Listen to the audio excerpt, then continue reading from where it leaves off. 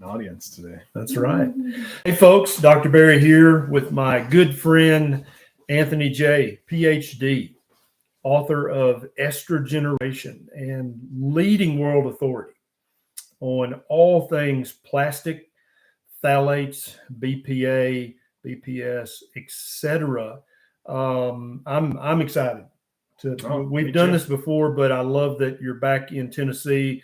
He's here doing some turkey hunting and with his beautiful daughter. And so I said, hey, let's do a live and let's talk about plastics, because you guys may have just seen the news article that they've just detected. Microplastics in someone's bloodstream. So this is a big deal. And people are like, well, I mean, you know, we're surrounded by plastic. The government wouldn't let that happen if it were safe, right? Well, it goes back to BPA, right? The history of BPA is in the 1920s, they studied it as a birth control. So everybody's aware that it acts like estrogen. And that's what my book is about. It's about these plastic chemicals acting like estrogen. So people were aware, even in the 1920s, 1930s, especially the 1940s, BPA, which is, of course, a main ingredient in a lot of plastics, acts like estrogen in your body. But then they assured us, all the scientists said, oh, look at this. We can make this into plastic, but it doesn't leach. That's what they would say to people. They said, look, it's okay. It doesn't leach. And that worked for a long time until they started actually measuring it, of course, right? They don't do the studies for a lot of 20, 30, 40 years. And then they finally do the studies. Guess what? Oh, it leaches. And then what do they do? Well, they turn around and say, it leaches, yes, but it's safe levels. And then as they study what is a safe level, they say, oh my gosh, maybe it's not so safe. Yeah, exactly. And that's exactly right. And the one thing that really worries me is that a lot of baby bottles now, because, you know, we're in the market for some baby bottles currently, and all of them say BPA free. BPA free, the little plastic dishes, the plastic little utensils, BPA free, like plastered. Yeah, and so people think it's safe. But I've read Dr. J's book, and so I know that basically, and BPA has not been outlawed the way I understand it. No. Basically, there was such a public outcry, thanks in large part to books like Dr. J's, that people just said, look, I don't want BPA. And so the corporations preemptively removed the BPA. But obviously the bottle is still plastic. The little utensil is still plastic. The toys are still plastic. So it's still plastic. So tell us the sleight of hand. What did they do? How is it still plastic, but they took the BPA out? Yeah, so there's two strategies. One of them is to use phthalates, which are literally in these microplastics that they're finding in the bloodstream on these news articles you're seeing. The other strategy is to, instead of using bisphenol A, BPA, they use bisphenol S or F or AF. They have this whole alphabet of chemicals they can do, which are alternatives to BPA, but they're not actually BPA. So they can say BPA free. And of course, we've studied those. Scientists have actually studied those alternates, those analogs, they call them. They're just as bad as BPA. They act just as much as estrogen in your body as BPA. And just to turn it back to the kids, they've done children's studies on urinary BPA levels, just measuring their urine, how much BPA is in there, and they find an increased incidence of depression when BPA levels are higher in children. And children don't have a mortgage, you know what I mean? They shouldn't have depression. Be depressed, right? Yeah. And so there's a lot of mental issues when you start messing up hormones, children and adults. Sure. I mean, fertility issues. There's a whole host of issues. Any physician who does anything with hormones at all know that your mental health is intimately connected with your hormone levels. Yeah. And if your hormone levels are optimal, your mental health is better. But if you've got these chemical toxins that are leaching into your system, affecting your hormone levels, that's going to lead to a degradation of physical and mental health. I mean, that just has to. So you're saying if a young parent sees a plastic toy or whatever that says BPA free, you're telling us that that's subterfuge.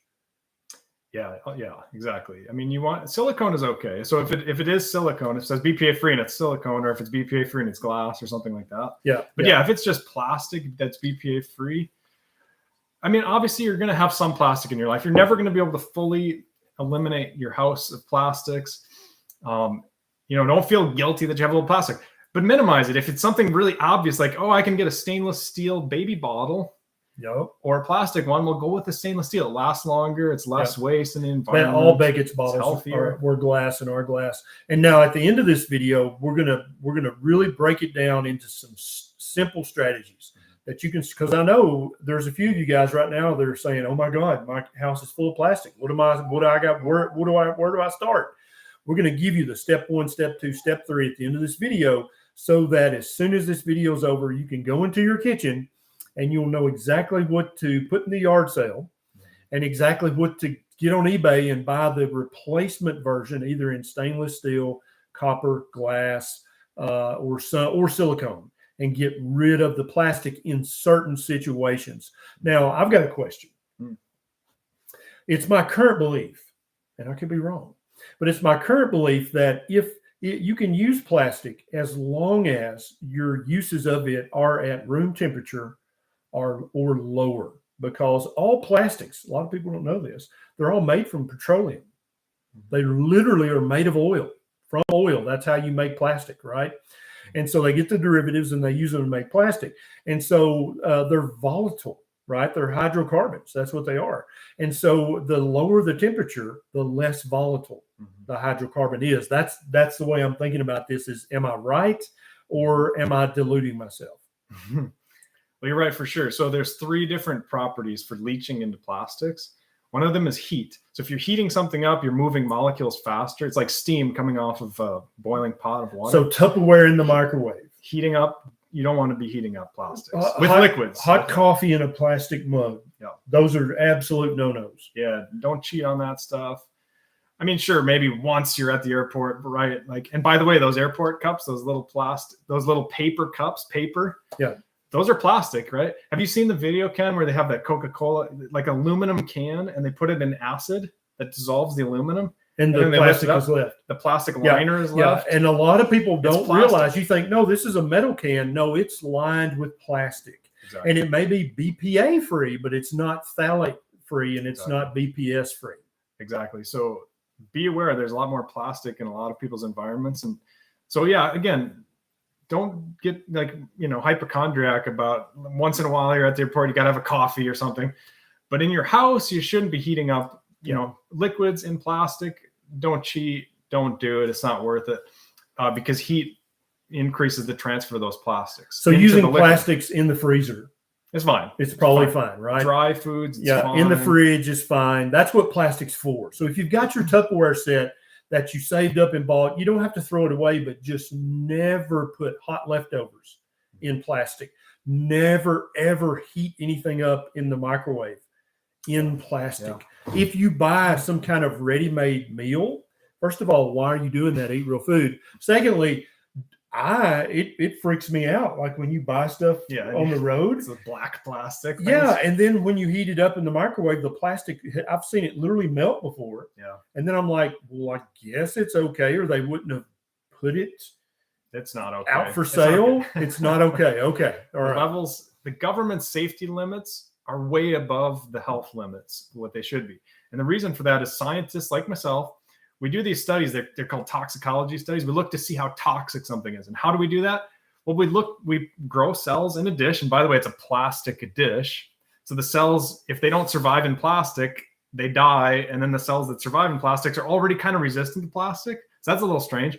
But number 2, when you put those chemicals like BPA in those plastic dishes, they don't kill the cells like normal toxins. Like if you put cyanide in there, it's very toxic. It kills the cells. The cells die. So scientists say, oh my gosh, you want very low levels of cyanide in your food. 100%. And that's a good thing.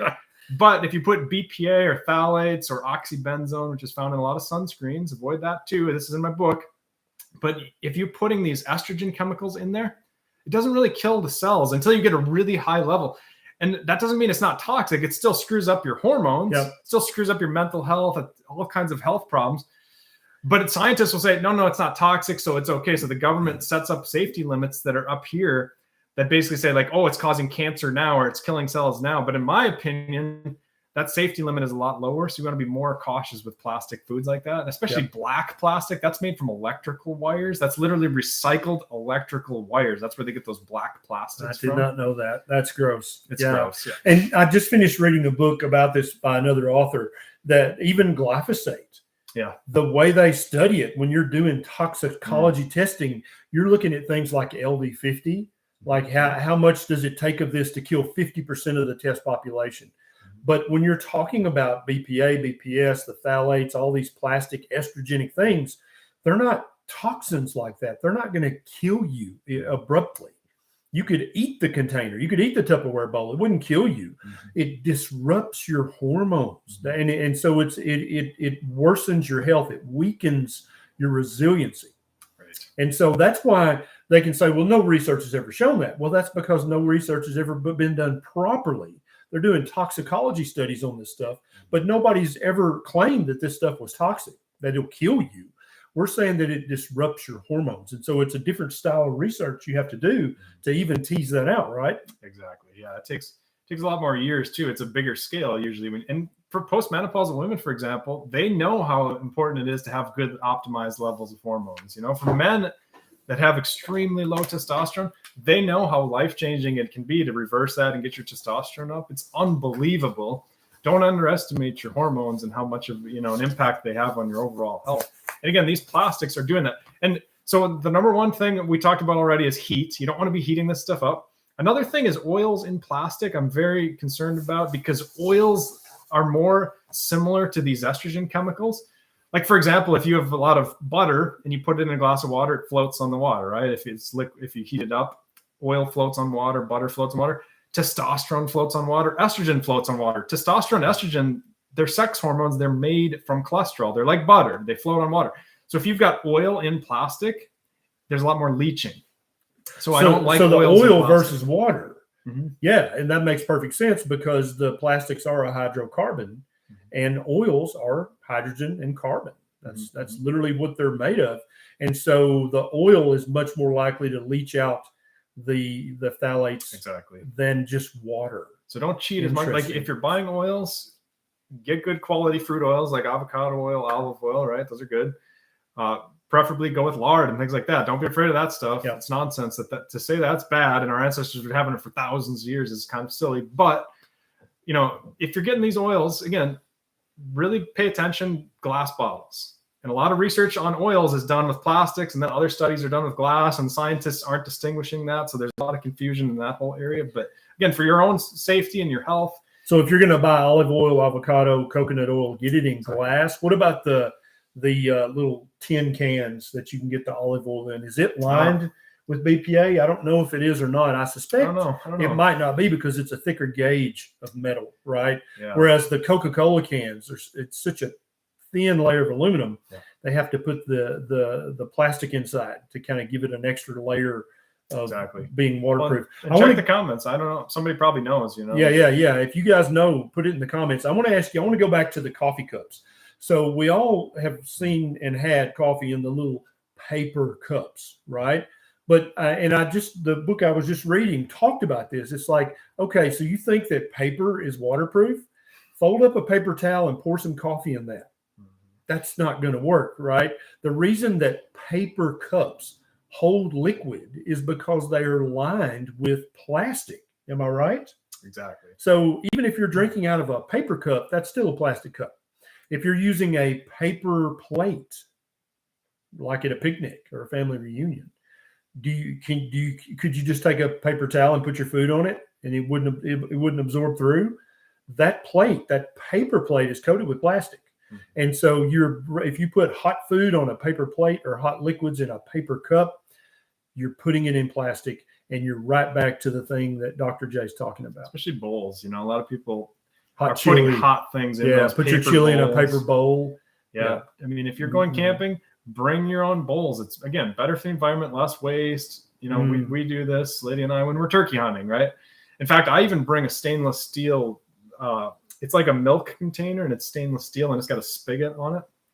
And then I just like fill that up at home with my water filter, and then I can travel around and just use a canteen, you know, like a stainless steel canteen. We had a question about Edward says, what about coffee filters and tea bags? They're good. They're fine. Yeah. And actually the filter paper is the same exact filter paper that you use in the lab. Yeah. It's the same when you're filtering a distillate or something. That's the same exact stuff you use. Now, the tea bag itself is fine, except there are some that are made of plastic, but that's rare. Yeah. But you got to remember that there's a little connector at the top, and unless it's a metal staple, that could be plastic. Yeah. As well. And then obviously the little tab that's got the little brand on it, 100% that's got a plastic coating on it. So don't let that fall in your teeth. Yeah, and even with coffee, a suggestion that I've come across and that I've taken up myself, I like cold press coffee, but I like it hot. It actually tastes really different. Go to Starbucks and ask for hot press, where they actually have cold press coffee and they heat it up, or just make it at home, right? You can make cold brew in a glass jar. Mm-hmm. You can heat it up every day in the microwave really quick. And, we do that. That's what I do at my house and my wife. It's nice. There's no plastic involved. Angelic Annihilator says, new study shows microplastics in human blood. Is there any way to detox it from our body? Sauna. Yeah. Use a sauna. It accelerates. It heats up your body. Infrared, especially, you're heating up the inside of your body, and you accelerate a lot of that clearance. Yeah, and then of course stop pumping it into your body, right? Like a lot of people, they do the sauna, but then they continue to pump it into their body by like heating up plastics and all these other sources. And by the way, a lot of personal care products have phthalates. So like let's talk about that. The big two, are personal care products and foods, right? And liquids in plastics.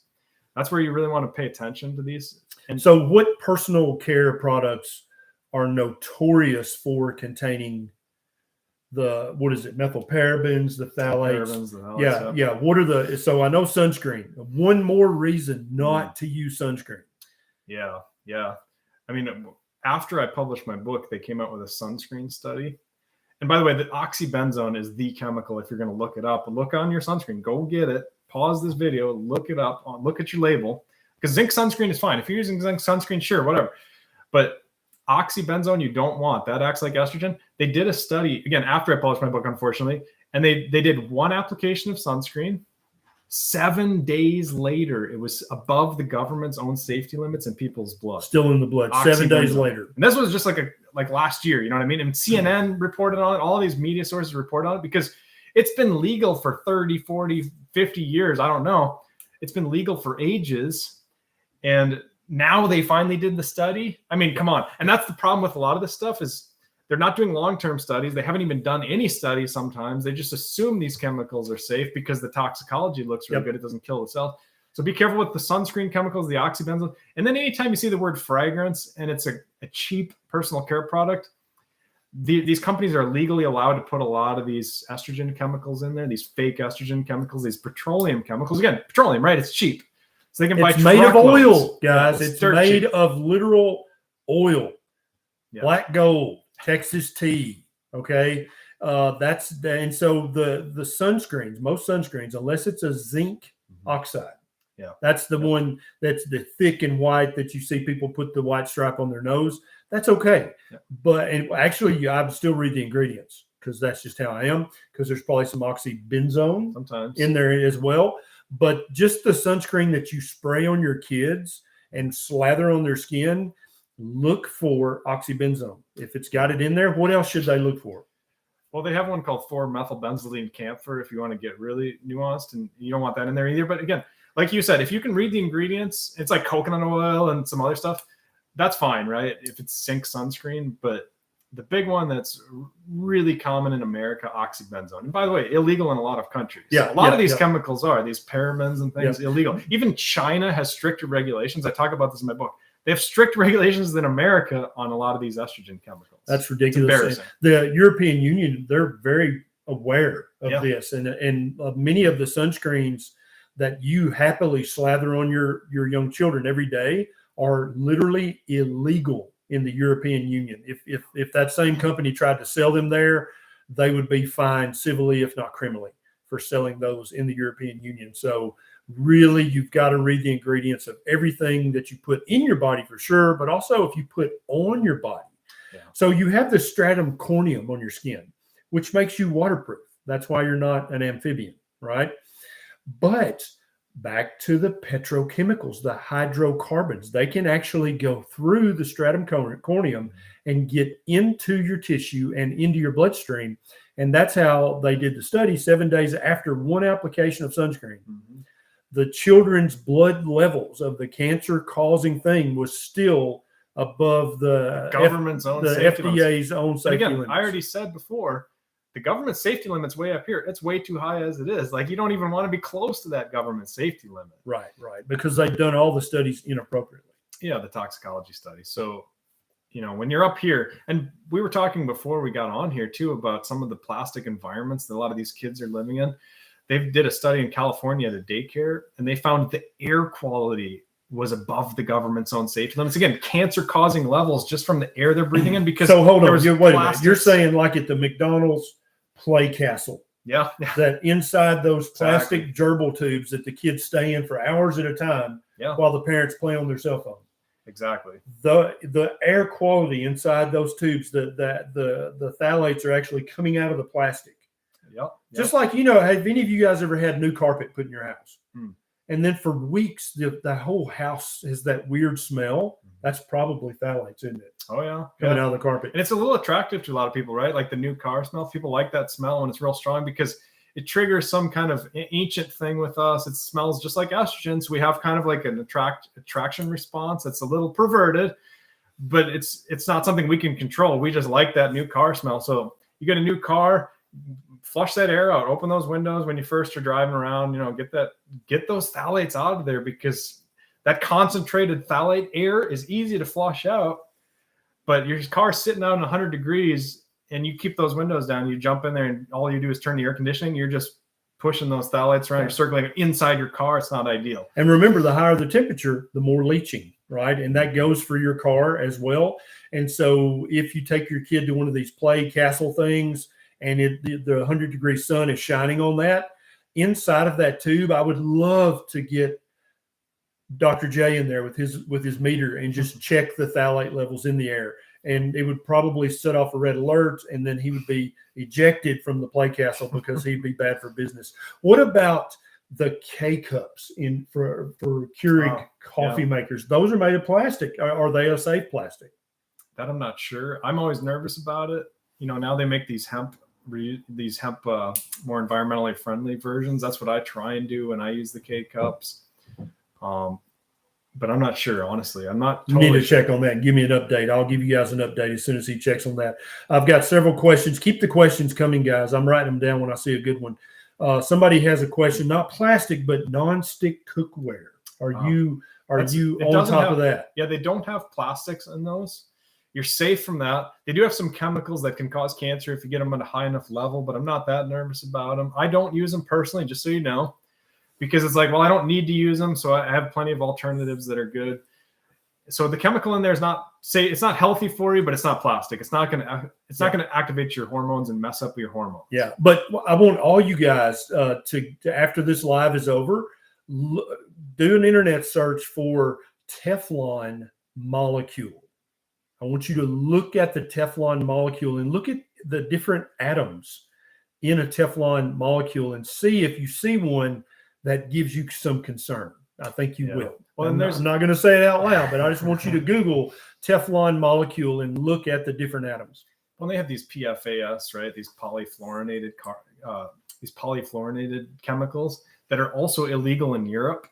And in America, they use them all the time. And again, anytime something is illegal in Europe, I'm always like, it's on my radar as probably problematic. Yeah, because I've been to Europe several times, and those people aren't dumb.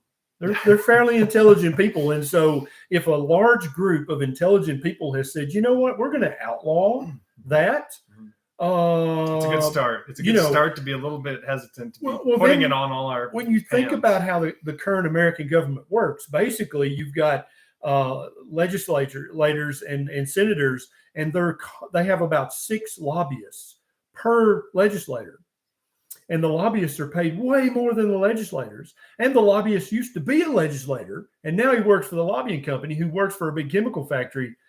I wonder if that's how some of this stuff is still legal in the U.S.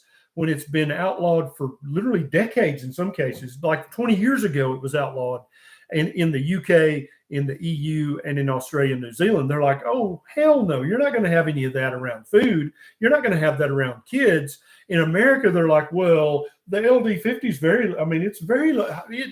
it's fine. It's not going to kill anybody. Yeah. Yeah. I had a friend. I have a little worrisome. I have a friend out in Washington. His name is Michael Skinner, Dr. Michael Skinner. He gave a talk over in Europe about a chemical that's really problematic for your health. It's estrogenic. They made it illegal in Europe 2 weeks later after he gave the talk. That talk was about 5 years ago. Totally legal still here in America. Why? Because of a lot of this financial interest in the government and how difficult it is to do these things. But over in Europe, again, they're pretty quick. When they see the data on this sort of thing, they move on it. Yep. What about deodorants? I'm careful about aluminum because, when I was doing my PhD actually in Boston University, I asked a bunch of scientists that work on metals, inorganic chemists, like, what about deodorants? What about these aluminums, which is not estrogenic, but what about aluminum itself? And they laughed at me. They said, no, it's an inert metal, and it's not going to go through your skin. Well, they finally did a study on aluminum, and they showed that leaches into your blood a little bit. Now it's it's minor, but if your genetics are such that you don't clear metals very well, it can build up in your body, can mess with your brain. There's links to Alzheimer's. There's all kinds of risks. So I'm a little bit hesitant about aluminum. I prefer magnesium because most of the deodorants don't work that well, to be honest, the glycerol ones. But the magnesium ones work really well for me. But going back to the estrogens, a lot of these deodorants have fragrances that are full of parabens, full of phthalates. And again, they don't have to put on the label. So I do pay attention to what deodorant I get. I get it from a trustworthy company. I make sure it's got magnesium. Again, that's a little bit aside from the topic we're talking about, but that's what I do. Yep. Oh, two good questions. So Mamar says, is silicone a good option? Yeah, silicone's great. 100%. I try and get stuff that doesn't have a bunch of dyes in it, like red spatulas or something. But even those are probably pretty safe. Again, silicone is amazing. It's very good. Now, let's talk about something that's near and dear to every carnivore's heart. Sous vide. Sous vide, exactly. Because when I first saw somebody sous vide something at some conference, I was like, they're literally cooking in a plastic bag. I know. I just read your book like 10 minutes before, and I was like, I think I don't want any of that. Thanks a lot. But so how are we going to sous vide? You can sous vide because they sell. There's a bunch of companies now actually. They sell silicone Ziploc bags. Yep. Look them up. Yep. Find them. There's Stasher is one of the brands. They're phenomenal. Yep. You can heat them up. They're not going to leach a bunch of estrogen in them. And I've seen people in crock pots, like at our church, they put plastic saran wrap and then they put chili in there and stuff and heat it for like 24 hours. It just like boggles my mind. Unbelievable. That people are heating plastics like that. Yeah. Especially when you don't even need to. It's just like laziness because they don't want to clean the crock pot. Right. But good question. Sous vide, go ahead and sous vide. It's a great technique. Also, you can sous vide in glass. Okay. There are YouTube videos. You can use like a glass pint jar. And what you do is fill the jar up. You put the meat in and then fill the jar up with oil. Put the lid on and then put that in the water, and that'll allow the heat to transfer because it's liquid to glass to liquid. But if you just put your meat in the jar with no liquid, it's not going to work. But you can actually sous vide in glass as well. Somebody said, Donna said, is it true that fibromyalgia may be caused by plastic bottles? My doctor believes this is how I got it so bad from Desert Storm. Could be if you've got microplastics building up in your blood. And by the way, I do consulting for the Special Forces, and they've sent me photos, some of their leaders in the Special Forces, because they're familiar with my work. They sent me photos of like these giant these piles of plastic bottles they're shipping over there. And this is like in the desert where it's 110 degrees. In the sunlight all day. Yeah, and they're just cringing. I'm cringing. Yeah. I mean, you talk about a lot of extra phthalates from that kind of heat, plus the microplastics, plus you're shifting a lot of this stuff. Like you got them in these crates and they're moving them around. There's a lot more microplastics coming in there. So definitely an option. It makes me nervous. Yeah. Yeah. So what about plastic bottles? If someone is currently, they buy a case of plastic bottle water every week, what is the alternative? What would you recommend they do?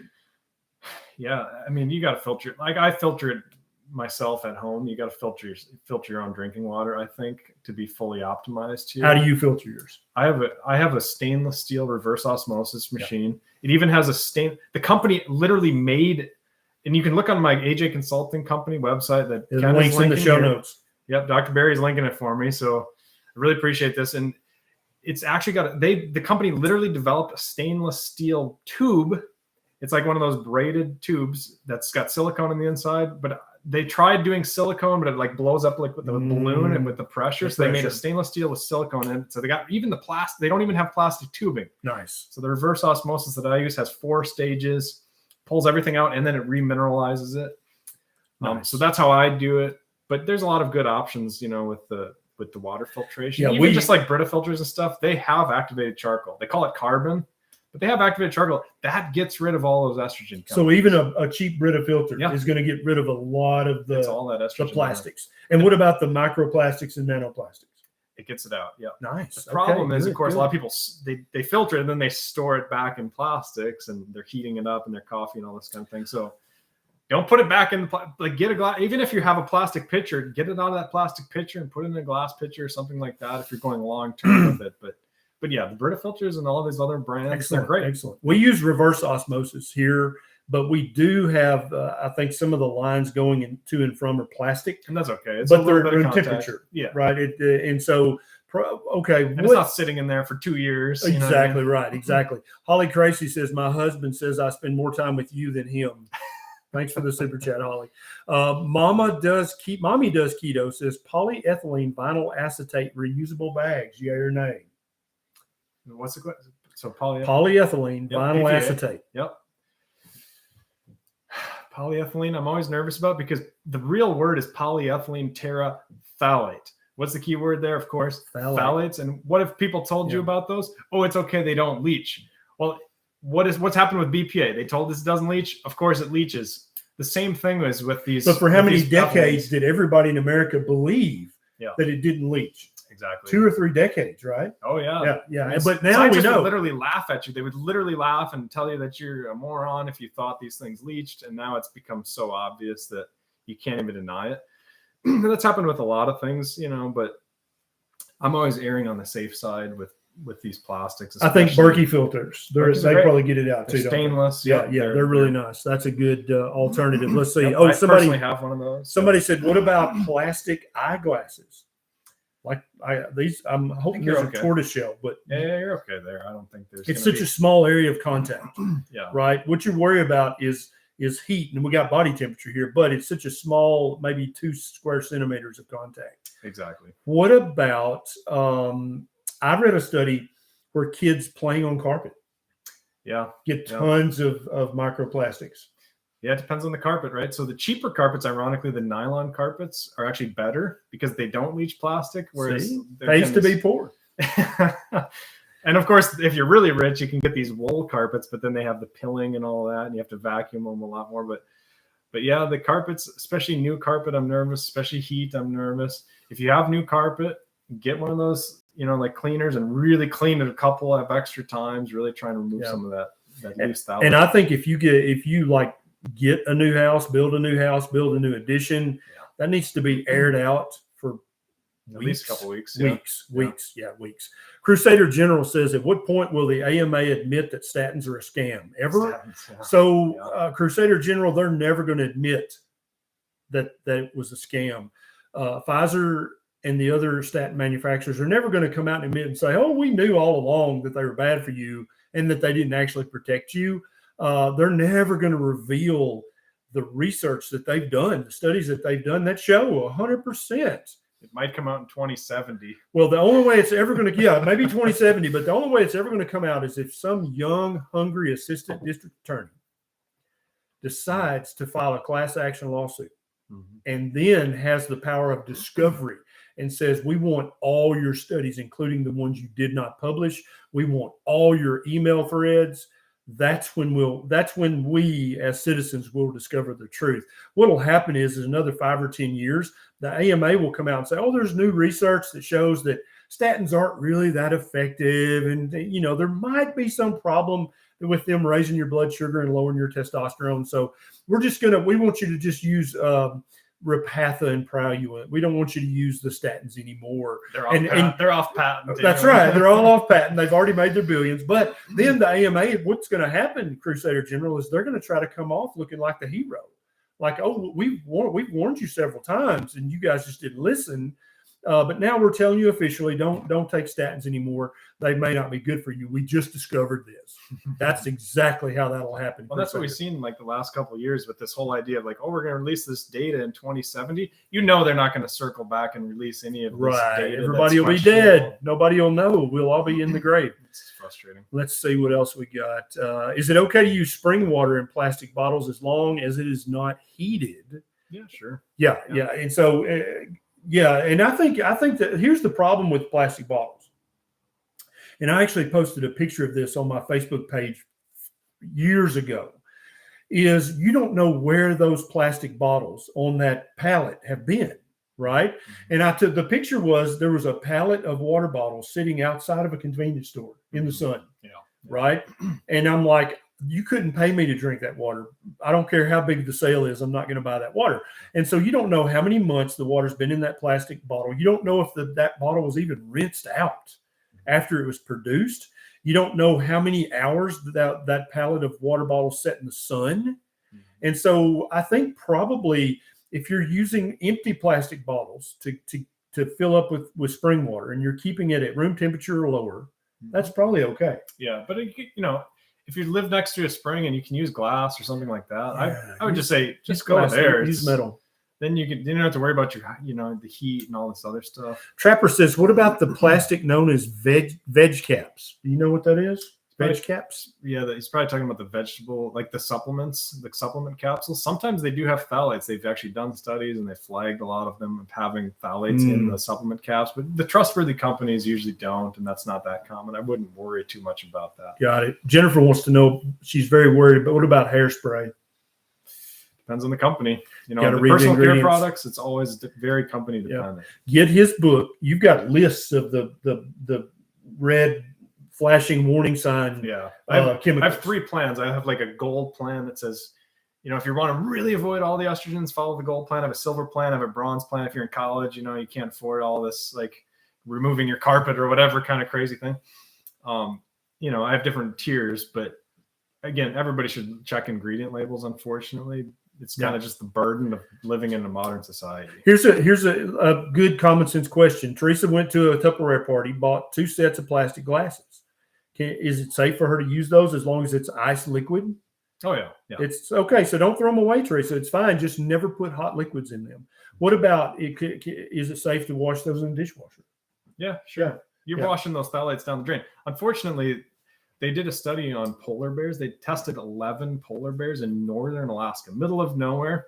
All of them had phthalates and parabens in their fat cells. Yeah. And these things store up in your fat cells. So don't think that, if you get rid of plastics, you're immediately going to have like some giant epiphany in your health. I've had people double their testosterone in 6 weeks by cleaning up their drinking water and their personal care products. Those 2 things double. Doesn't always happen because some people have more fat cells and it takes longer for their body to clear them or whatever. And some people cheat a little bit more. You know what I mean? Like some people are using sunscreen or something more often or whatever. But you can do a lot of dramatic things to improve your health pretty quickly. But again, be a little bit patient because your hormones take time to get back online. Sometimes you disrupt them permanently. Sometimes they never get back online. You have to go with hormone replacement therapy, and that's fine. Do what you need to do because your health is super important to optimize, not just kind of be average and okay. You want to optimize your health. Always be thinking optimal. Absolutely. That's the goal of everybody. I hope watching my channel is not just to limp by, but to optimize your health. And this is one of the things you can do to take your health even to the next level. Catherine says, is water from cans okay, like St. Croix? Yeah, I avoid them. I mean, I'd make my own. I do my own CO2 bubbling. What are those units called? I'm talking about. You push a little button. It's got a little CO2 canister in there. I put some essential oils. I usually put like some citrus essential oil, a little bit of stevia. SodaStream. SodaStream. Exactly. That's the main brand. So the SodaStream plastic bottles, as long as you don't heat them. Exactly. And after I published my book, they even came out with a SodaStream that doesn't even have plastic. It's a stainless steel. Yep. I saw that. But I mean, honestly, the one I bought was a long time ago. Mine is plastic. Again, you're pumping some CO2 in there. You're pouring it in a glass. It's fine. Yeah. Because you're going to put it in the fridge. I keep it cold. Yeah. Now, if you're going to put that in the oven, that's no bueno. Right. Now, Everett brings up and this keeps me up at night worrying about this. Everett says, what about Cpap machines and plastic? And so what I worry about is every hospitalized patient, IVs and stuff. they're basically cocooned in plastic. Plastic is put in their body. They're wrapped in plastic. They're fed out of plastic, like literally in the hospital setting or a healthcare setting. Yeah. Every single thing is plastic. Yeah. Scientists have raised red flags on this. My suggestion, if you use a CPAP, you got to get a sauna. You just got to bite the bullet, get a home sauna, get access to a gym that has a sauna, sweat some of these chemicals. They've done studies. They call them BUS studies, if you want to look them up. Blood, urine, and sweat. BUS, BUS.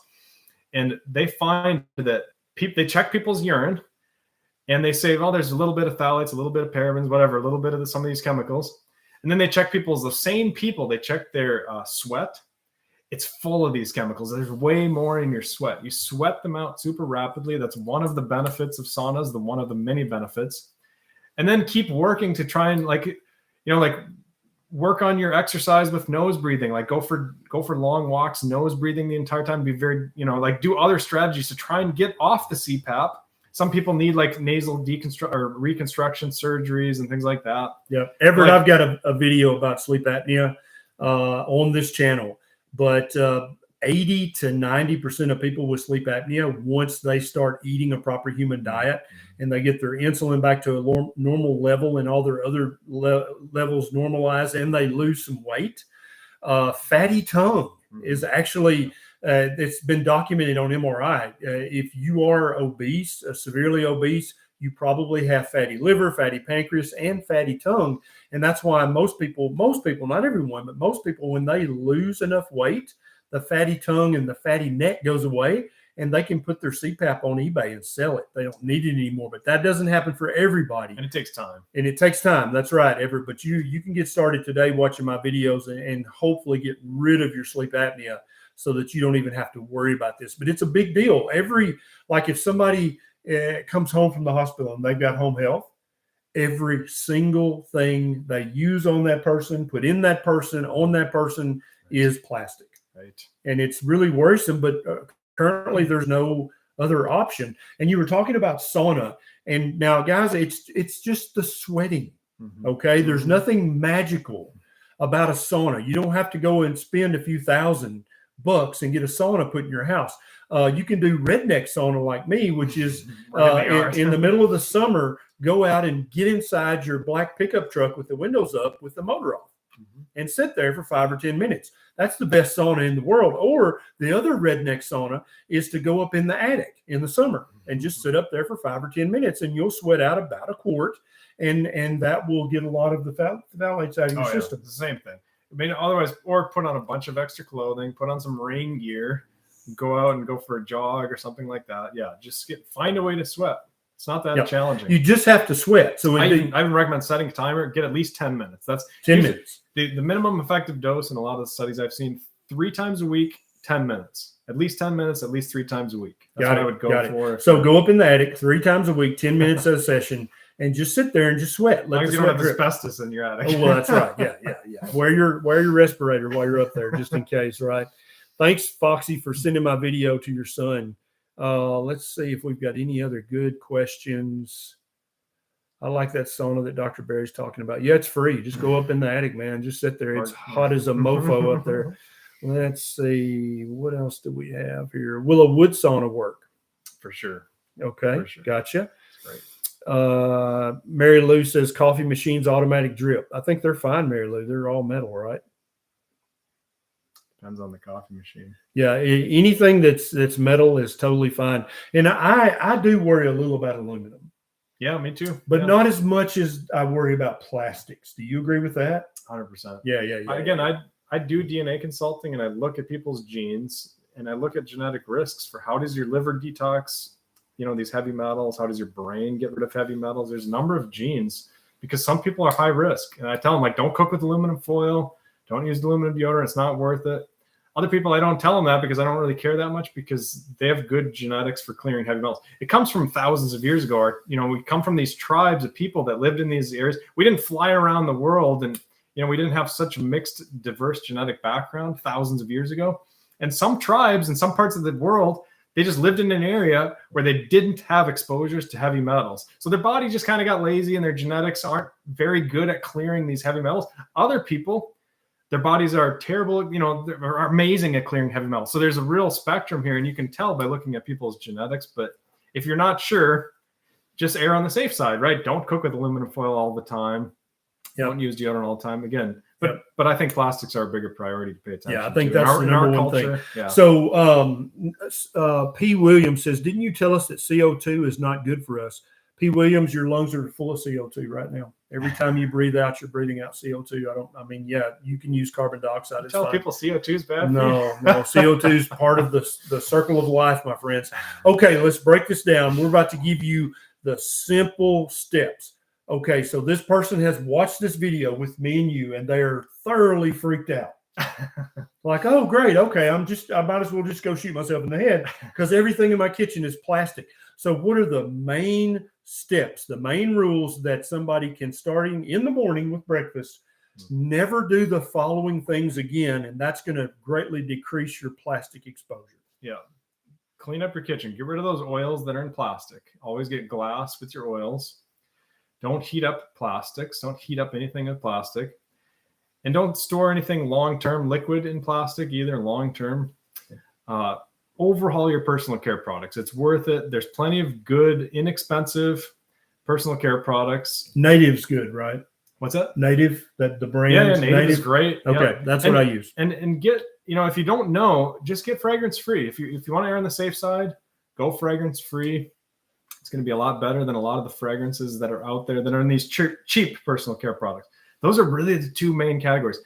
Again, liquids and plastics, it's not that complicated, but start paying attention around your house. And as you grow and develop and you do, you do modifications in your house or whatever, don't put a bunch of plastic junk in there, like for your kids, don't let them chew on plastic toys.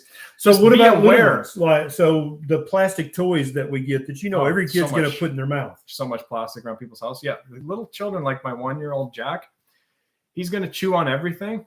So what do we have in our house? We have a lot of wooden toys. We don't have a ton of toys. They don't need that many toys. They can use their imagination. It's probably better for their brain to develop their imagination. Go out and get outside. Play in the dirt. Use Ken's like redneck sauna with your kids too. Like get them outside when it's hot sweat, outside. 100%. Get some sunlight and let them sweat. And that way, if they are being exposed to plastics, they're going to sweat some of the phthalates out. So make it your rule starting tomorrow. Never hot liquids or hot food in a plastic container. And remember that paper plates, paper bowls, and paper cups are plastic. They're not just paper. They have a plastic lining. Never put hot liquids in. Now, if you're going to put some liquid in there with ice in a paper cup, that's probably okay. Yep. Right? I would rinse the cup out because I would suspect that there's thousands of particles of microplastics just sitting around in the corners. So rinse it out and then put an ice liquid in there. It's probably not a big deal, but never put hot coffee, hot tea in a paper cup because it's actually a plastic cup. What else? Yeah, again, just awareness, right? Just be aware of plastic in your environment. As you get new things, trying to replace it with glass and stainless. But take it as like a real priority, as a real emergency to get rid of those liquids that are in plastics that you're heating, and to overhaul your personal care product. We talked about sunscreen also. Get rid of that cheap sunscreen, unfortunately. I know it's expensive to get the good stuff with the zinc and the ingredients that you can actually read. I also wear sun shirts that are like real breathable and they cover me. I even wear sun gloves when I'm out fishing and a sun buff. I mean, I go crazy. But because you don't get a tan much, do you? I never get tan. You don't get a tan. It's not going to happen. Not in your genetics. And used to, I couldn't tan at all. But now, since I've been carnivore, I can actually get a pretty decent tan now, but your genetics, it's just not going to happen. I get a little bit, but I'm in Minnesota, so this time of year, it's springtime, it's turkey hunting. Yeah, okay. His daughter just vetoed that. She's like, no. Yeah. No, he's white and red. That's his colors. But basically keep it simple. Like, don't feel overwhelmed. I know a lot of people feel overwhelmed when we start talking about how to avoid these estrogen chemicals. Keep it really simple. Keep it with the liquids that are heated up. Yeah. And I think the biggest exposure is what goes in your mouth. Yeah. Right? Or you breathe it in because remember earlier I was talking about the stratum corneum. Now you can absorb some through your skin, but the vast majority of what you're going to absorb is inside of your gut because you don't have a protective layer there. And then inside your lungs, you also don't have a protective layer. So I think spend the majority of your concern. Don't worry about everything because you can't fix everything. But the biggest concern is what you put in your mouth and what you breathe into your lungs, because you don't have a protective layer there. And then with the personal care stuff, stop using sunscreen. Okay. Just get rid of the vegetable seed oils, and 3 to 6 months later, you're going to be able to tolerate a lot more sun. Sun does not cause cancer. I've got a video about that on this channel. Sunscreen might actually cause cancer, but it's also going to disrupt your hormones as well, especially if it has the ingredients that Dr. J is talking about.